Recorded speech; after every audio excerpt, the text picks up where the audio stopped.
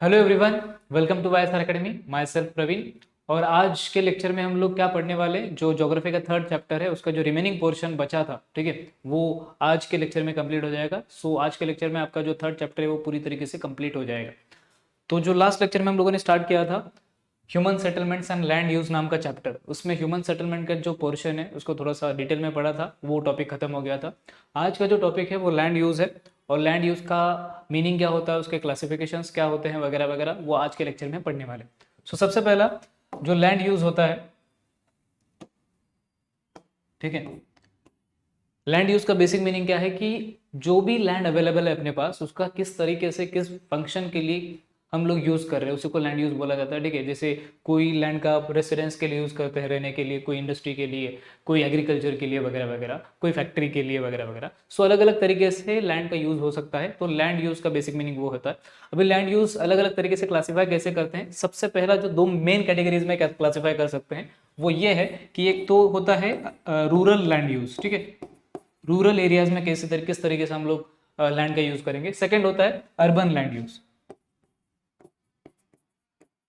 ठीक है, एक होता है रूरल एरिया में जो भी लैंड यूज होगा, सेकंड होगा अर्बन एरिया में जो भी लैंड यूज होगा। ठीक है, अलग अलग कैटेगरी के हिसाब से अलग अलग तरीके से लैंड का यूज किया जाएगा या फिर उसका फंक्शन उसको यूटिलाइज किया जाएगा।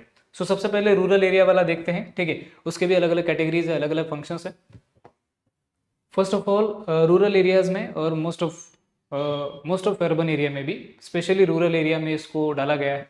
तो forest, the land under the forest, ये फर्स्ट कैटेगरी आता है। जो majority of the rural area होता है वहाँ पे ये जो है फॉरेस्ट वो कवर किया जाता है।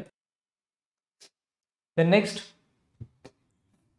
नॉन एग्रीकल्चरल यूजेस के लिए भी लैंड का यूज़ किया जाता है। जैसे कि एक हो गया आपका इंडस्ट्रीज, सेकंड हो गया शॉप्स वगैरह वगैरह, बाकी छोटे मोटे रेसिडेंशियल एरियाज के लिए वगैरह वगैरह। मतलब एग्रीकल्चर के अलावा भी लैंड का यूज़ होता है। ठीक है, जैसे इंडस्ट्रीज, शॉप्स वगैरह, बाकी की इकोनॉमिक एक्टिविटीज़ करने के लिए वगैरह वगैरह।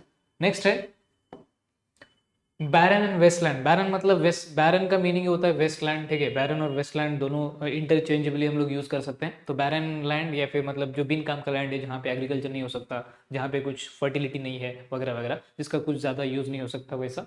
और वेस्टलैंड मतलब वही जो वेस्ट पड़ा हुआ है बेचारा, ठीक है, जिसके ऊपर हम लोग ज़्यादा से ज़्यादा कंस्ट्रक्शन कर सकते हैं, फैक्ट्रीज वगैरह बना सकते हैं, लेकिन एग्रीकल्चर के हिसाब से वो थोड़ा सा बिन काम का लैंड है। सिंपल। ठीक। नेक्स्ट जो कैटेगरी है, area under the permanent pasture. Permanent pasture, pasture का मतलब होता है जो चरने वाले गाय भैंस वगैरह जो भी कैटल्स रहेंगे उनके लिए जो भी एरिया रहता है, ठीक है, वो वाला एरिया। इसमें स्पेशली ना, ये हम लोग इसको ग्रेजिंग लैंड ऐसे भी बोल सकते हैं। और ये जो ग्रेजिंग लैंड होता है वो नॉर्मली गांव में ही होता है, क्योंकि गांव में ही ऐसे गाय भैंस वगैरह पाए जाते हैं, विद एक्सेप्शंस कुछ अर्बन एरियाज में पाए जाते हैं। लेकिन मेजोरिटी केसेस में ये जो कैटल्स हो गए, गाय भैंस बकरी वगैरह जो भी रहता है, जो चरने वाले प्राणी है, ठीक है, सो ये गांव में ही पाए जाते हैं। और गांव में कुछ एरिया उनके लिए रखा जाता है पैस्चर लैंड करके या फिर ग्रेजिंग लैंड करके। वो एरिया या तो फर्स्ट थिंग गवर्नमेंट के कंट्रोल में होता है। गवर्नमेंट कंट्रोल में मतलब क्या, कि वहां की जो लोकल पंचायत रहेगी उस पंचायत के अंडर वो रहेगा पूरा का पूरा एरिया। ठीक है, वो चराने वाला जो भी एरिया रहेगा, या फिर बहुत ही मेजोरिटी, मेजोरिटी मतलब एरिया जो रहेगा वो गवर्नमेंट के ही कंट्रोल में रहेगा। माइनॉरिटी, बहुत ही कम, लेस लैंड जो होगा वो प्राइवेटली ओन होगा, प्राइवेट लोगों के पास। ठीक है, मतलब बाकी गवर्नमेंट को छोड़ के जितने भी बिन काम के लोग हैं, ठीक है, मतलब जितने जितने भी लोग हैं बिन काम के नहीं, मतलब गवर्नमेंट के हिस्से में ज़्यादातर ये लैंड आता है, ग्रेजिंग लैंड। और सेकंड जो ये होते हैं नॉर्मल पीपल जो होते हैं, नॉर्मल प्राइवेट लोग, उनके हिस्से में बहुत ही कम लैंड होता है, pasture land. Okay, I hope इतना क्लियर होगा आपको। लैंड का ये भी एक क्लासिफिकेशन यूज है। Next, area under the miscellaneous tree crops. इसका मीनिंग क्या होता है? मिसलेनियस ट्री क्रॉप्स मतलब यहाँ पे स्पेशली ऑर्कार्ड्स की बात की जा रही है।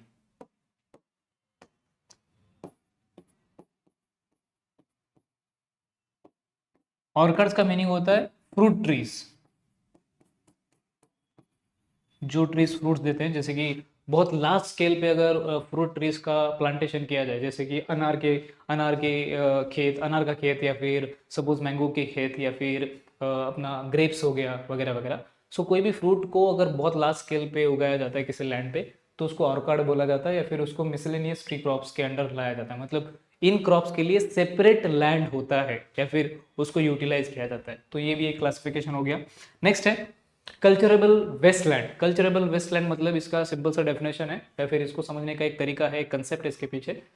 It is uncultivated for more than 5 years. मतलब ऐसा कोई भी लैंड जो 5 सालों से ज्यादा अनकल्टिवेटेड है, वहां पे कोई भी एग्रीकल्चर नहीं हुआ है, तो उस लैंड को कल्चरेबल वेस्टलैंड बोलते हैं। एक तो वो वेस्टलैंड है, फर्स्ट थिंग, ठीक है। मतलब वो एक तो वेस्टलैंड है क्योंकि उसके ऊपर कोई एग्रीकल्चर किया नहीं गया, कोई खेती बाड़ी वगैरह नहीं किया हो गया, ठीक है। सेकेंड थिंग, वो कल्चरेबल है। कल्चरेबल का मीनिंग क्या है कि उसको कल्टीवेट किया जा सकता है। ऐसा नहीं कि वो पूरी तरीके से बिगड़ गया है या फिर बिन काम का हो गया है। 5 साल से ज़्यादा साल तक, 5 साल से ऊपर उसको उसके ऊपर ध्यान नहीं दिया गया, उसके ऊपर एग्रीकल्चर नहीं किया गया, उसका यूज़ नहीं किया गया, वो सब ठीक है। लेकिन इसका मीनिंग ये नहीं कि उसके ऊपर कभी एग्रीकल्चर नहीं किया जा सकता। So it is culturable, it is cultivable, यहाँ पे कल्टिवेशन हो सकता है। ओके, नेक्स्ट है करंट फैलो। करंट फैलो का मीनिंग क्या होता है? Uncultivated for less than 1 year, ठीक है। मतलब सिर्फ 1 साल से कम टाइम के लिए, कुछ महीनों के लिए अगर कोई लैंड के ऊपर कोई कल्टीवेशन नहीं हुआ तो फिर वो करंट फैलो के नाम से जाना जाता है। वैसा लैंड करंट फैलो के कैटेगरी में आ जाता है।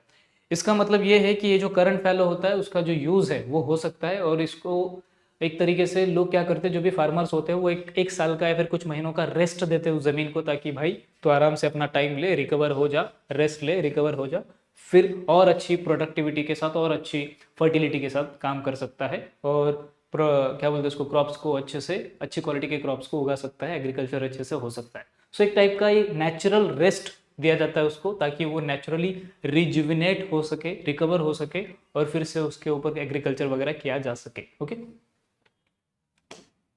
नेक्स्ट है fellow other than current fellow. Current fellow अभी हम लोगों ने देखा था। करंट फैलो मतलब क्या होता है कि uncultivated for less than 1 year. इसको छोड़ के और भी कुछ लैंड होते हैं, जैसे फैलो होता है। फैलो मतलब अनकल्टिवेबल, ठीक है, अनकल्टिवेटेड, ऐसा अनकल्टिवेबल नहीं, अनकल्टिवेटेड, जिसके ऊपर कल्टिवेशन नहीं हुआ है। सो वो बिना कल्टिवेशन वाला, लेकिन करंट फैलो की कैटेगरी में नहीं आएगा ये। Okay, so it is uncultivated for more than year and less than 5 years.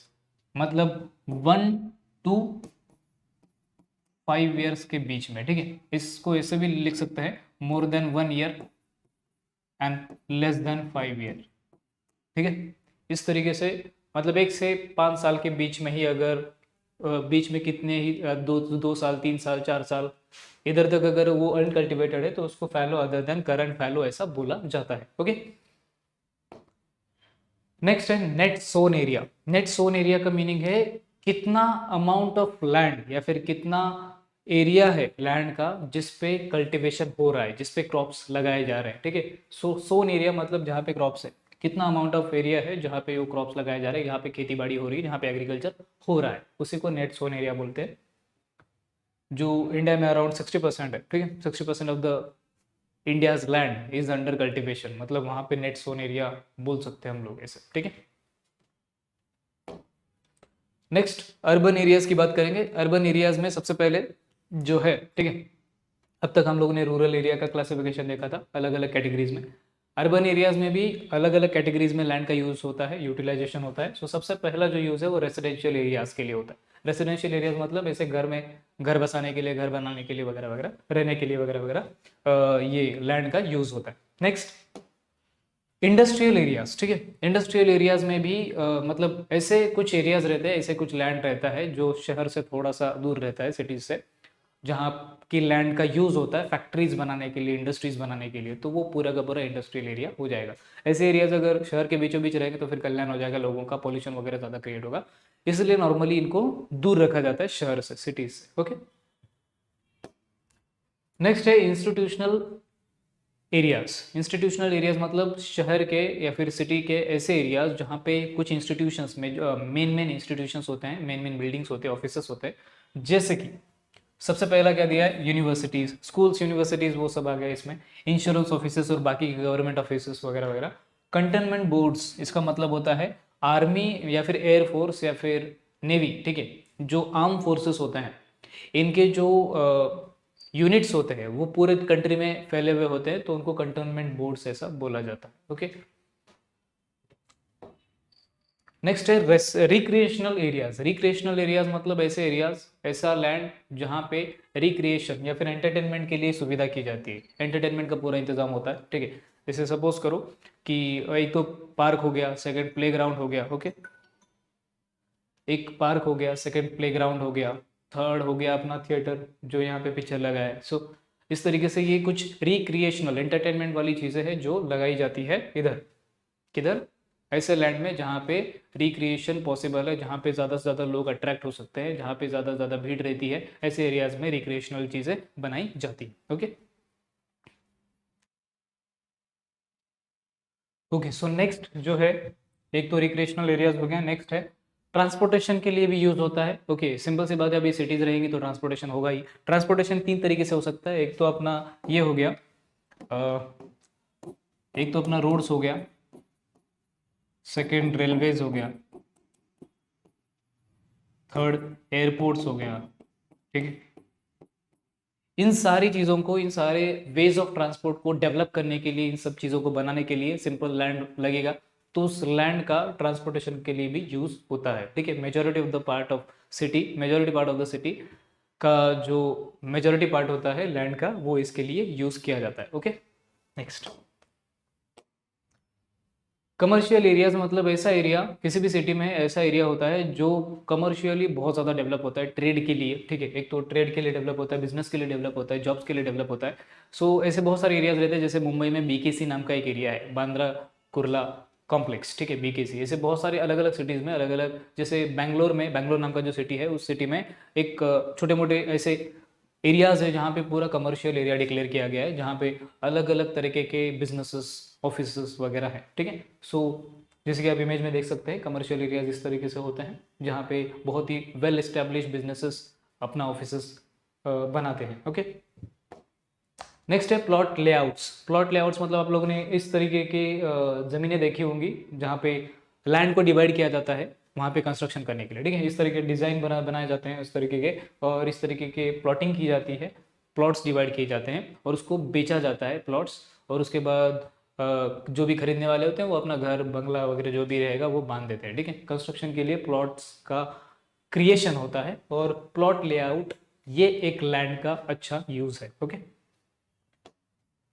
Next है mix land use. Mix land use मतलब एक ही लैंड पे बहुत सारी चीजें होंगी, ठीक है। एक ही लैंड का यूज अलग अलग तरीके से किया जा सकता है। जैसे एक तो यहाँ पे देखो, एक ही इमेज में आपको दिख रहा होगा एक रेसिडेंशियल, यहाँ पे इतना जो डबड़ा है, इतना जो बिल्डिंग है, ये रेसिडेंशियल एरिया है।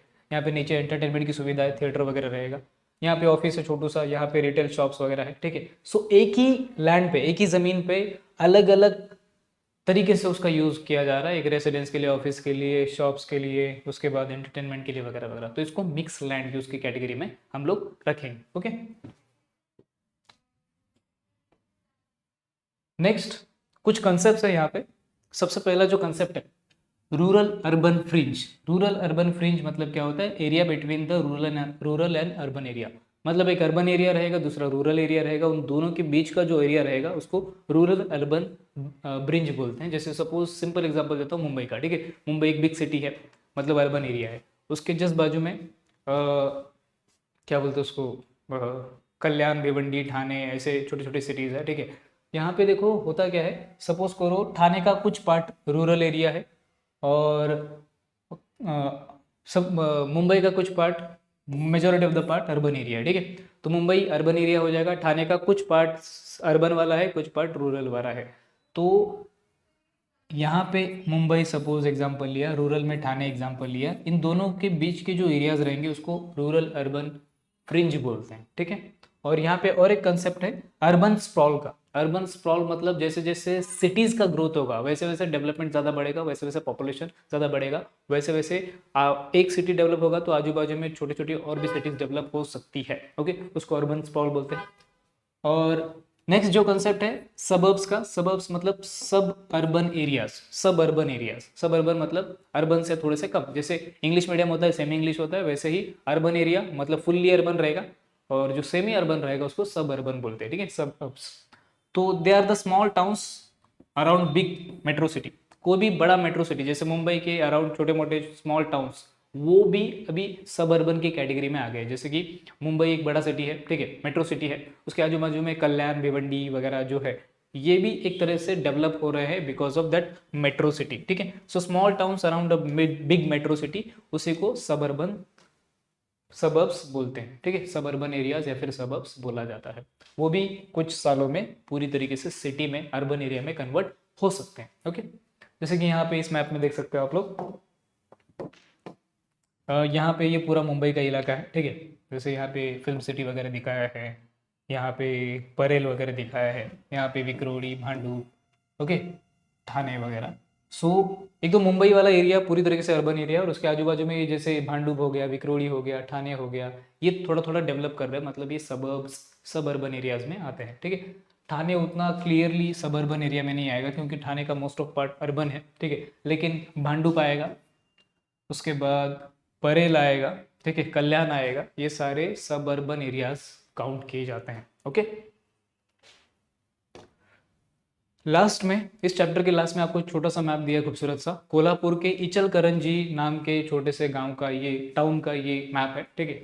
और आपको दो मैप दिए हैं, ऊपर 2007 वाला कंडीशन दिखाया उसका, और नीचे 2017 वाला, मतलब 10 सालों में क्या क्या चेंजेस हुए वो आपको नोट करना है और क्वेश्चंस के आंसर देना है। और इधर नीचे कलर्स भी दिए, जैसे कि जो लाइट येलो कलर है वो एग्रीकल्चर के लिए है, ओके, बाकी red colour, blue colour, black colour वगैरह वगैरह, अलग अलग कलर्स का अलग अलग सिग्निफिकेंस है, वो मैप में दिखाया है। अभी इस मैप के बेसिस पे आपको कुछ क्वेश्चंस पूछे, जैसे कि सबसे पहला क्वेश्चन पूछा है, analyst the colours use for showing land uses in the index, मतलब कौन सा कलर का कौन से लैंड यूज के लिए कौन सा कलर कौन सा यूज दर्शाता है उसको आपको बताना है। जैसे कि सबसे पहला जो लाइट येलो है वो एग्रीकल्चर को दर्शाता है, एग्रीकल्चर को दर्शाता है, सो आपको कलर्स का नाम लिखना है और उसके सामने वो कलर कौन से लैंड यूज को दर्शाता है या फिर शो करता है वो बताना है, ठीक है। What do the blue and black lines show, ठीक है, ऐसे अलग अलग क्वेश्चन है। मतलब जो ब्लू लाइन्स है, यहाँ पे जो ब्लू लाइन्स दिखाई जा रही है, blue line simple water bodies show कर रही है, रिवर्स वगैरह शो कर रही है। सो इस तरीके से आराम से एक दिन बैठना, ठीक है, जिस दिन फ्री हो उस दिन चाय पीते पीते ये मैप देखना, ये क्वेश्चन देखना, आराम से सॉल्व हो जाएगा, ठीक है। कुछ डाउट रहेगा तो आप कमेंट्स में पूछ सकते हो। सो इस तरीके से आज के लेक्चर में हम लोगों ने जो लैंड यूज़ है उसके क्लासिफिकेशंस वगैरह देखे, और लैंड यूज़ और ह्यूमन सेटलमेंट, ये पूरा का पूरा जो टॉपिक है वो खत्म हो जाएगा, मतलब आपका 3rd चैप्टर कंप्लीट हो गया। मिलते हैं अगले लेक्चर में 4th चैप्टर के साथ। उससे पहले कुछ बच्चों के कमेंट्स आ रहे थे कि पेपर प्रेजेंटेशन पे एक वीडियो चाहिए, तो आने वाले 2-3 दिनों में मैं ट्राई करूंगा कि पेपर प्रेजेंट कैसे करना है, बोर्ड का पेपर कैसे प्रेजेंट करना है, कैसे लिखना है, उसके लिए स्टडी कैसे करना है वगैरह वगैरह, उसको लेकर के एक वीडियो बनाया जाएगा और वो 2-3 दिन में अपलोड हो जाएगा। ओके, सो आज का चैप्टर खत्म हो गया, मिलते हैं अगले लेक्चर में। Thank you so much.